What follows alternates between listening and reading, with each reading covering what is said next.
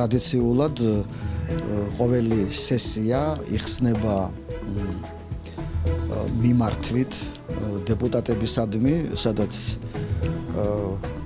შეჯამდება ხოლმე გასული სასესიო პერიოდში გაწეული მუშაობა და დაისახება გარკვეული გეგმები აი ამ ახალი სასესიო პერიოდისთვის. ეს იყო ძალიან ესეთი უჩვეულო ჩვენთვის სასესიო პერიოდი, საგაზაფხულო სასესიო პერიოდი მაგ მხედველობაში.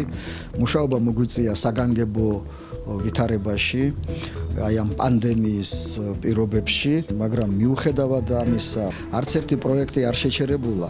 პირიქით ახალი პროექტები წამოვიწყეთ კიდევ, აი იგივე ცხელი ხაზი, იგივე აი სოციალური სოლიდარობა, რომელსაც ძალიან დიდ მნიშვნელობას ვანიჭებთ. ბევრ საკითხზე მოგვიწევს მუშაობა, დაწყებული ჩვენ კანონშემოქმედებითი საქმიანობით, სხვადასხვა პროექტებით გაგრძელებული და აი ემგურს გაღმა პრობლემების მოგვარებაში ჩართულობის. გაიხსნა აფხაზეთის ავტონომიური რესპუბლიკის საშემოდგომო სესია. სესიის პირველ პლენარულ სხდომაზე მოსმენილი იქნა ტრადიციული მიმართვა აფხაზეთის უმაღლეს საბჭოს თავმჯდომარისა, ბატონი ჯემალ გამახარიასი აფხაზეთის უმაღლესი საბჭოს წევრებისადმი.